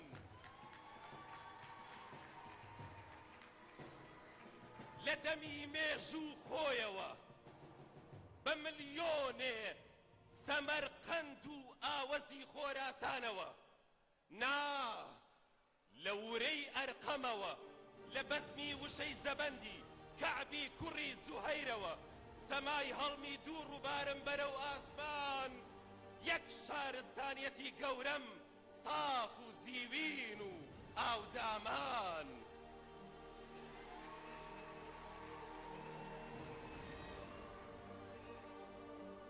لە ئاسمان دوو دەستی ئاوی و پشت ئەو شاخانە هەڵۆی سوور لە سیروانە سەوڵی جاوید ژێر ئەو خۆڵەش مەچەکی نور مەگەر شاخ بێ ئوحود هەیە ناوتان بێ زەمزەم بیستووە مەگەر جەنگ بێ بەدر هەیە دڵ هەیە بێ لە تونیوە مەگەر نابینن ئەوینی ئەوینستان ناژنە من لورەی ڕەوەندی سپی زستان چەند هەیبە سوڵتان درێژە پەنجەی سڕی نەیارانیشی وەک سەریان چەند لە بەردەم ئاهاتی کۆڕێ و سەفیندا گێژ و وێژە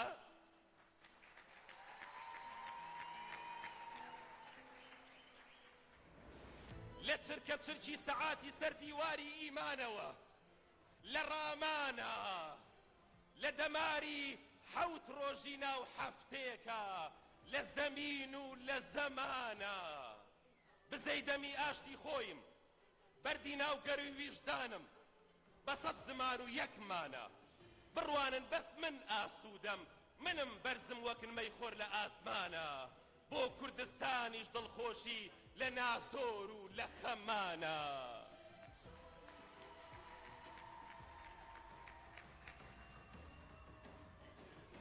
بزوتنەوەیەک یەکگرتوو هێزێک لە ترۆب هەڵکەوتوو ئەسپێ بۆ خەر بۆ داهاتوو نەک نەخۆش و لات و کەوتوو نەوەک نووسوو بزوتنەوەیەک یەکگرتوو هێزێ لە ترۆب هەڵکەوتوو ئەسپێک بۆ خار بۆ داهاتوو نەک نەخۆش و لات و کەوتوو نەوەک نووسوو ببینن چۆن ئەبارێنێ ئایندەی گەشت بە پەنجەی بەهێزی بازوو سیرکەن چەند لە کاروانەکەی عومەر ئەچێ پڕ هەنگاو و چاو پڕ تەزوو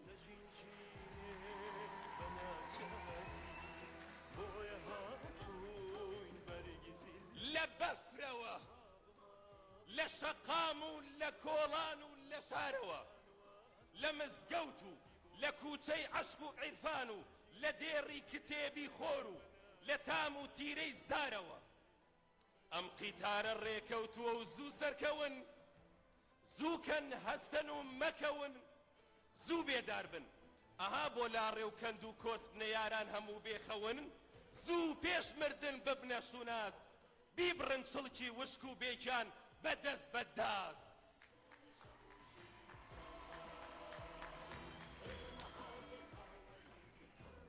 کوا سیواکەکەی جارانت کوا سەرپۆش و نیگای منارەی باوانت کوا جیهادت کوا مێزەری سەرقەڵاکەت بۆ هێنانەوەی ئەڤین و سیما و دادت ئەوە تا هەموو ئەمانە لە تەوێڵتا هەموو دنیای پوچ و کەمیش لەبەر پێتە ئەوە تا هەنگاو لە ڕەوتە گڕی ئومێد لە ڕەنگ و ڕوخسار و ناوتە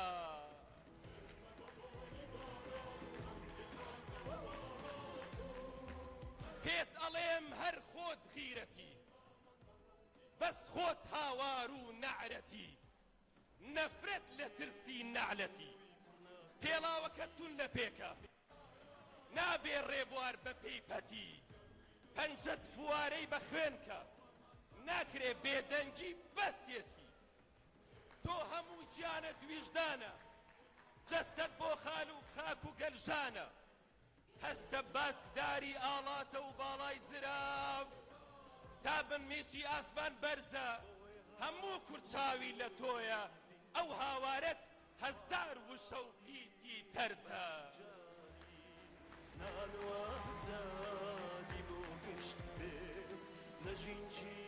بڕوانە چاوی ئومێدم زاکیرەی یەک کوردستان زێدم هەستە و لە بەردەم وێژدان و دادگای دڵتا شەرم مەکە و وەرەوە گۆ ناڵێم وەک نەعرەتەی خەندەق وەک گردی گۆ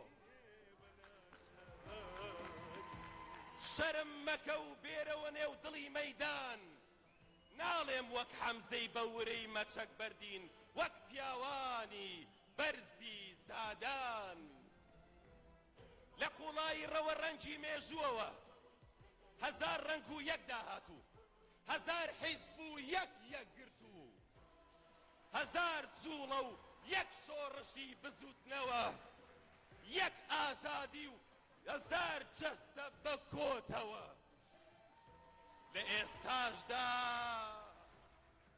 لە ئێستاشدا هەر بە تەنیا دڵبەندی دوو کۆتر و بەس هەر بە تەنیا دوو گەروی سپی و قاوەیی و یەک دەنگ و بەس یەک هاوبەندی ئیسلام خوازی و یەک لیستی گەشت یەک حکمەتی پڕ سەروەری و یەک ئاهاتی سۆزی هاوبەش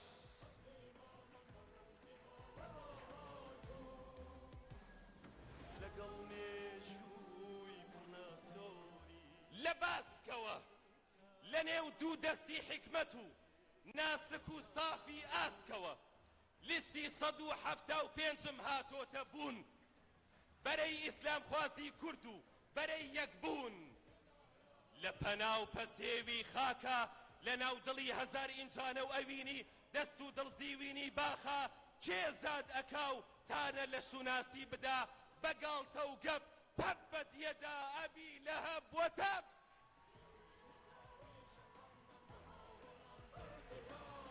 کێ شەرم ناکا لە حەبلی توند و تۆڵی سەری بەسەری و موو بەم و واعتەسیموو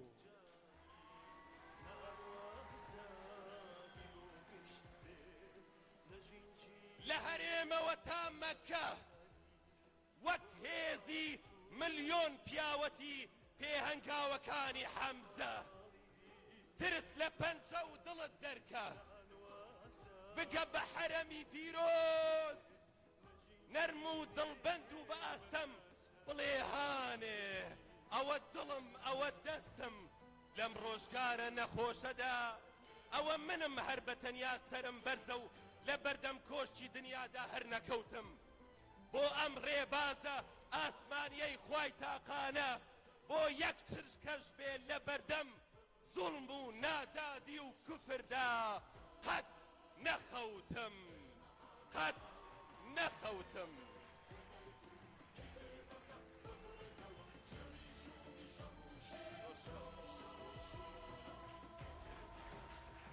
چەپڵەکاتان بۆ مامۆستای دەنگ زوڵاڵ بەڕێز ئاری عەبدولەتیف بەڕێزان ئامادەبووان با ئارامەک بە ڕۆحمان بین و گوێ لە دەنگە ناوازەکەی هونەرمەندی ئیسلامی و دیار مەروان حەمە خورشید بگرین چەپڵەکانتان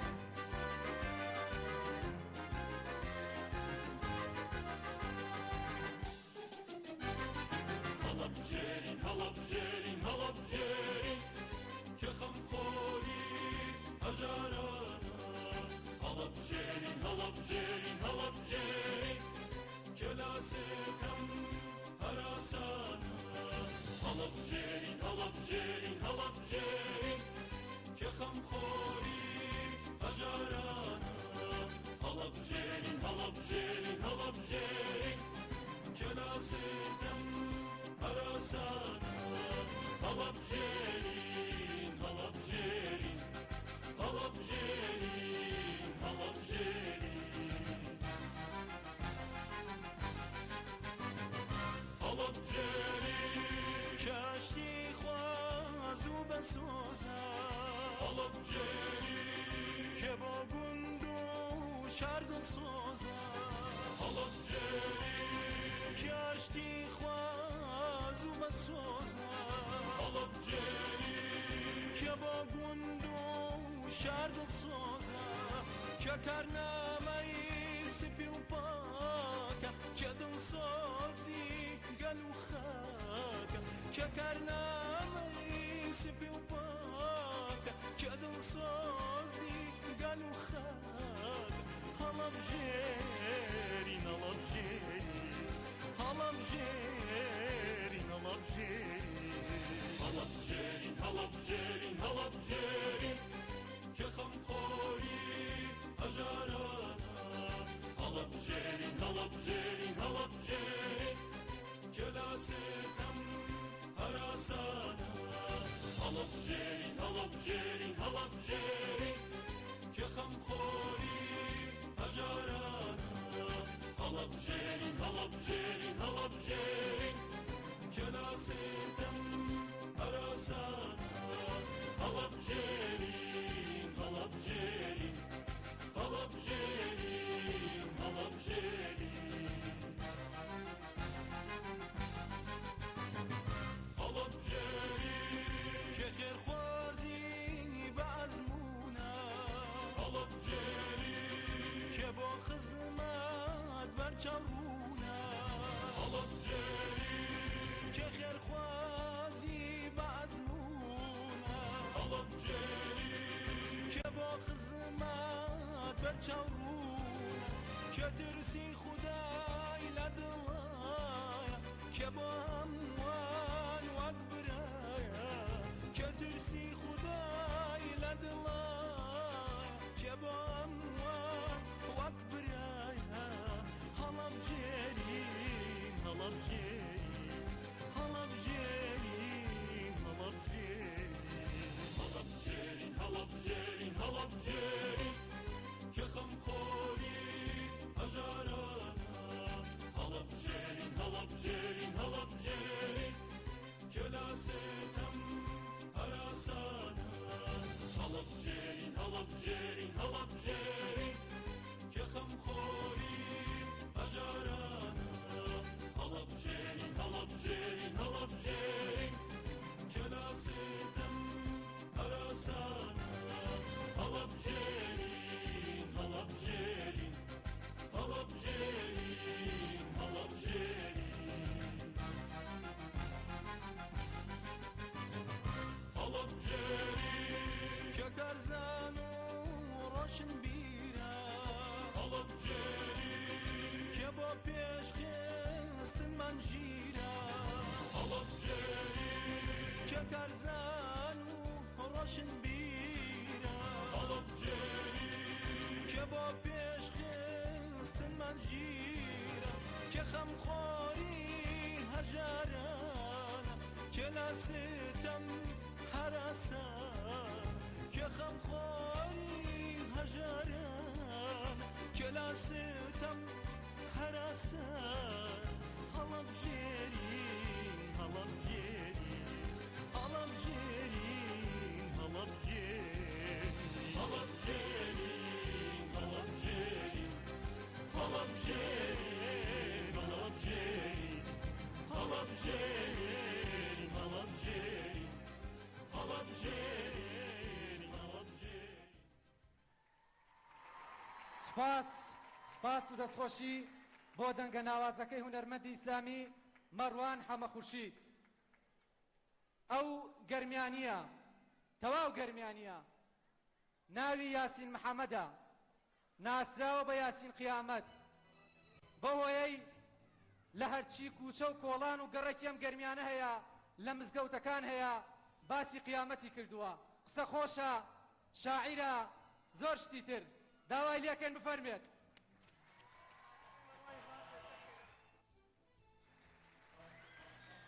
بەڕێزان مەڵبەندی چواری گەرمیانی یەکگرتووی ئیسلامی کوردستان هەڵبەت بەشی ڕاگەیاندن خەڵاتێکی ڕێزدێنان و تایبەتیان بۆ هونەرمەندی ئیسلامی مەڕوان حەمە خورشیدەیە.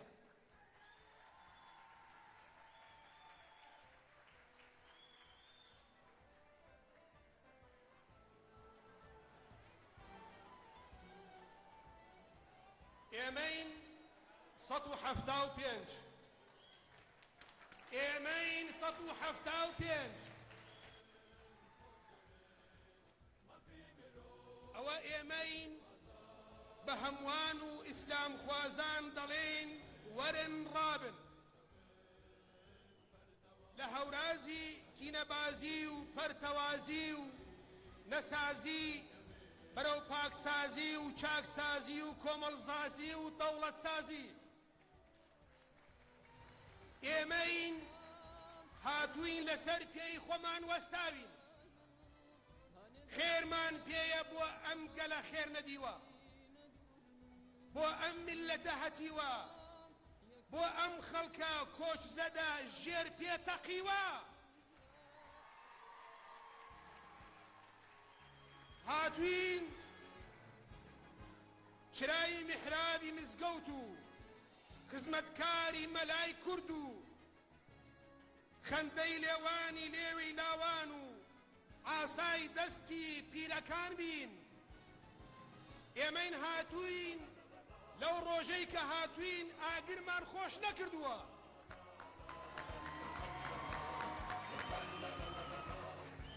ئێمە هاتووین لەو ڕۆژەی کە هاتووین ئاگرمان خۆش نەکردووە لە بازارێکی ئیقلیمی و نێودەوڵەتی مشتێ خۆڵی ئەم خاکەمانە هەڕاش فرۆش نەکردووە لەو ڕۆژەی کە هاتووین خەندە بووین شین و زار نەبووین هەنگوین بووین ژاری دوو پشک و ئازیا و مار نەبووین ئێمە هاتووین هاتی بکەینە بەراتی بەری وڵات هاتووین خزمەتکاری خانەی خوا و خەڵکی خوا و خاکی خوا بین و خاکی بین هاتووین لە ئۆقیانوسی قورئانە فێری مەلەی دەس و دەم و دڵ پاک بین ئێمە هاتووین خەو لە چاوی گەندەڵکاران بتارێنین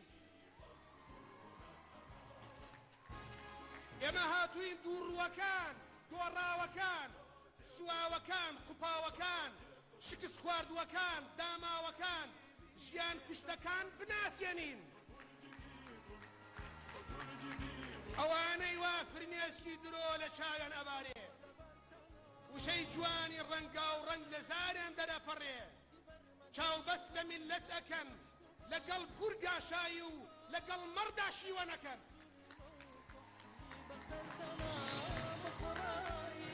بەڵێ ئەوانەی وشەی جوانی ڕەنگا و ڕەنگ لە زاریان دەرەپەڕێ چاوبەست لە میلەت ئەکەن ملت فریو ئەدەن لەگەڵ گورگاشایی و لە تەک مەڕدا شیوە نەکەن لە مزگەوتی خوادا نوێژەکەن گەل برسی و لولەی تفەنگ تێرەکەن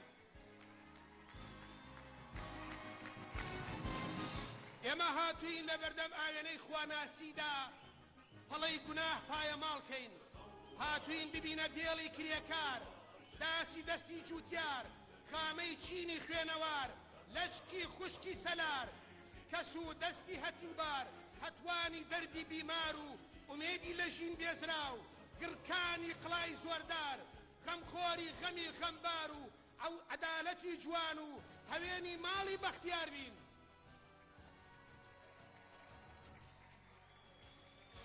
ئێمە خەڵکی ئێرەین لە دوورەوە نەنێراوین تەنها ساتێک حەس نەبووین لە دەرگای هیچ فرعەونێکدا تەنها ساتێک حەس نەبووین لە دەرگای هیچ فرعەونێکدا نەوەستاوین ئێمە باڵامان وەکو چنارە و بۆ یەک جاریش لە کورنۆشی نەمرودێکدا نەنواوین ئێمە گزینگی هەتاوین ئێمە ڕووناکی چاوین ئێمە هاتووین بە گەورەی هاتووین بە گەورەی دەژین بە گەورەی دەمرین و بە گەورەی زیندووە بینەوە.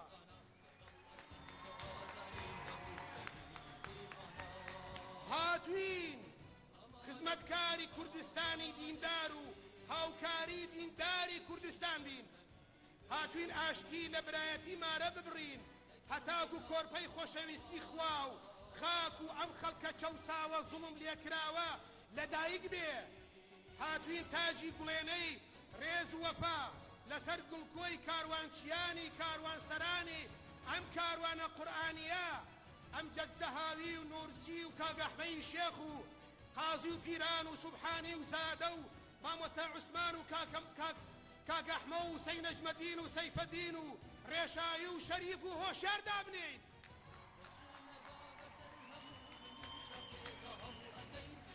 پێیان بڵێین دەستان خۆش، ڕووتان گەش و دڵتان شاد و گۆڕتان نور بێ. هاتوین ببینە سەربازێکی نەناسراوی ئێوەی ناسراو فەتحی قڵای دڵان بکەین. هاتوین لە دەرمانخانەی قورئان و دەرمانی حەکیمانەی کوردەواری ژانی مانی ئەم میللەتە ساڕێژکەین. ئێمە هاتوین ئەمانەوێ کەشتی گەشتی برایەتیمان کات و شوێن و مەنزڵ بڕبێ. ئەمانەوێ توێشووی ڕێگای قیامەتمان بە قیمەت و پاک و پڕ بێ. ئەمانەوێ ئایندەی گەل لە دەست مرد و دلێر و شێرە کوڕ بێ. ئێمە هاتوین دوورەکان نزیکەینەوە، نزیکەکان یەکگرنەوە. ئێمە هاتوین خەواڵ و هۆشیارکەینەوە. ئێمە هاتوین خەواڵ و هۆشیارکەینەوە، برینەکان ساڕێژکەینەوە، تۆراوەکان ئاشکەینەوە، چاڵەکان پڕکەینەوە، پەردە لەسەر پیلانەکان هەڵدەینەوە. مامۆستایەتی ئەم میللەتە ستەم لێکراوەکەین. هاتوین قسەیەک بکەین دڵ بگرێ، دڵێک بگرین قسە وەرگرێ. ئێمە هاتوین کۆڵکێشی ئێشی کێشەی مێنەتی میللەت بین. هاتوین لە بەردەم قەڵوەس کەفە زیوینەکەی ئازادیدا دەستێژێک بگرین و لە سێبەری دارگوێزی برایەتیدا ڕووی دڵمان بگرینە قیبلە و لە بەردەم نوێژی دادپەروەریدا بە چۆکدا بچین و سوژدەی شکری ئیسلامی بوونمان بۆ خوای کارنەخشین بەرین. هاتوین گۆڕان بەسەر تابلۆ تەمایەکاندا بێنین، تابلۆی شین بە شادی، گریان بە خەندە، براکوژی بە برایەتی، وێرانی بە ئاوەدانی، شاخستانی بە شارستانی.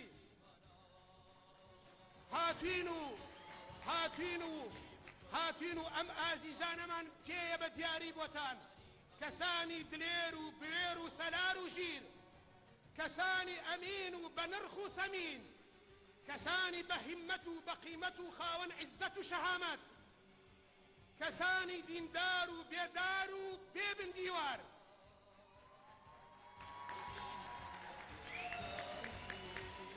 ئێمە نەمامێکمان نەشکاندووە، گوڵێکمان نەژاکاندووە، دڵێکمان نەتۆراندووە، تەرزەی خەممان بەسەر باخ و ڕەزیەکان نەباراندووە.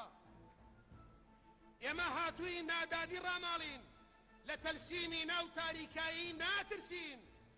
قاشمان ترکیشی پیاچێ لە ئازار و ژان ناپرسین.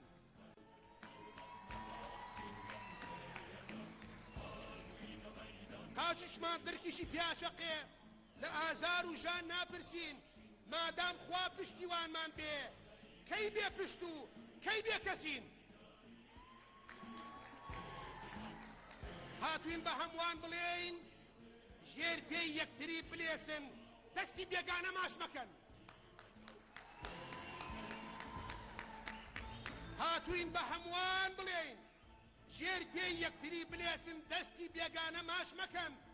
ماڵی دۆستان تاڵان کەن، پەنا بۆ دوژمنان مەبەن. زگتان بگوشن و هەڵوێستان هەڕاج مەکەن.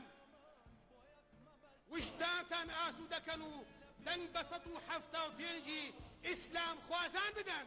دەستان خۆش بێ.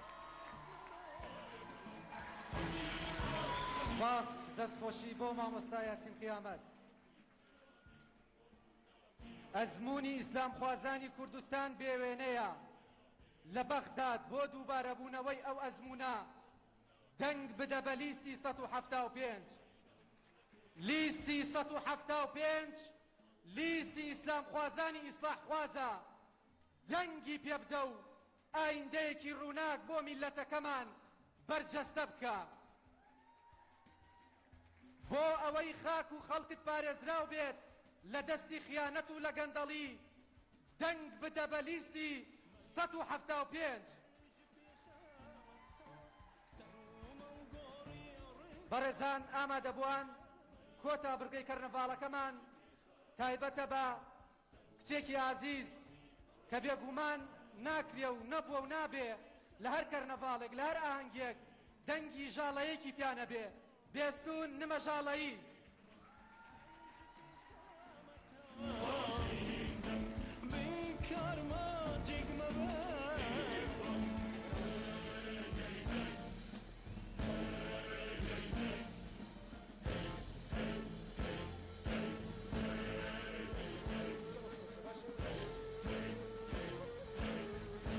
دوورەوە هاتوومەوە پێتان بڵێم ئەم نیشتیمانە زامارە وەک خاکی خۆی وەک هەواکەی محتاجی ئیسلام خوازیە پێویستی بە دینداریە لە دوورەوە هاتوومەوە پێتان بڵێم کەس لە ئێوە پاکتر نییە هیچ قەوارە و ناو نیشانێ لە هی ئێوە چاکتر نییە هاتووم هەتا نیشانتان دەم میهرەبانی و نیانیتان بەشی هەموو دنیا دەکا پاکی و بەرزی و جوانیتان وەرگرتووە لە دینداران و لە دینی خوا لە دوورەوە دیار بوو لێم ئێوە سەرڕاستی نەساف بوون بە ئارامی و پشودرێژی ڕێبواری ڕێی قولەی قاف بوون ئەو هەموو ساڵە بەڕێوەن ئەو هەموو تەڵە و چاڵە و بەپێوەن مەگەر یەکێ دەنەتان ناسێ دەنا بەخوا ئێوە ئاوازی پڕجۆشی هەستانەوەی دوای هەرسن بۆ بێنازی باوک مردوو باوک و کەسن بۆ میلەتێکی سەربڕاو گەوزێنرا و لە خوێنی شکستە شنەی ئومێدێکی تازە و هەوای هاتنی فریاد ڕەسن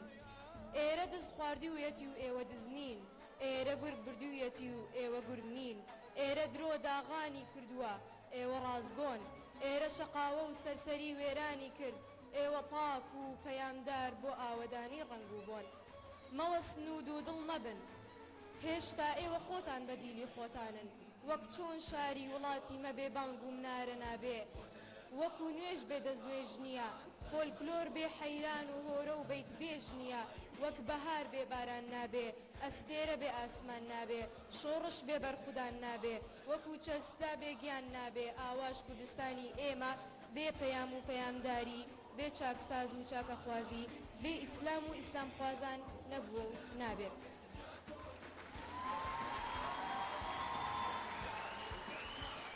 دامەنیشن هەستنە سەر پێ خێزانی کورد چاوەڕوانی لێتان هەیە خەڵک مناڵی بداتە دەستکێ ئێوە نەبن کێ ئەم دووکە لە هۆش بەرە لە ئاسمانی ئەم مەملەکەتە ڕاماڵێ زۆر سپاس